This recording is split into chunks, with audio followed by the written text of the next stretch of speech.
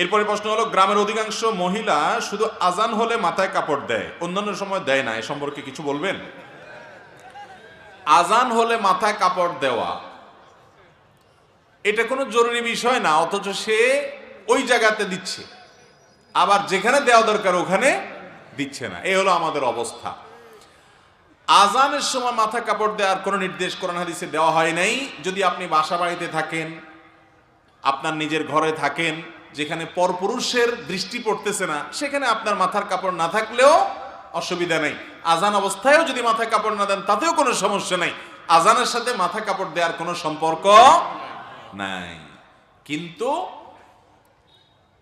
পরপুরুষের দৃষ্টিতে আপনি পড়েন, বাহিরে গেছেন, তখন আপনাকে পর্দা মেনটেন করতে হবে, আপনার সৌন্দর্যকে অপ্রকাশিত করতে হবে। এবং আল্লাহ বলেছেন, ওলা ইউবদিনা যিনাতাহুন্না ইল্লা মা যাহারা মিনহা, শরীরের নিজের সৌন্দর্যকে যেন নারীরা প্রকাশ না করে অন্য পুরুষদের সাথে যারা গায়রে মাহরাম তাদের সামনে। অতএব মাথায় কাপড় দেওয়ার সম্পর্ক হলো, আপনি গায়রে মাহরামের সামনে আছেন তখন আপনি মাথায় কাপড় দিবেন, সৌন্দর্যকে আপনি ঢাকবেন, পর্দা করবেন। আর গায়রে মাহরাম নাই, বাসা বাড়িতে নিজের মাহরামরা আছেন, সেখানে মাথায় কাপড় না দিলেও সমস্যা নেই।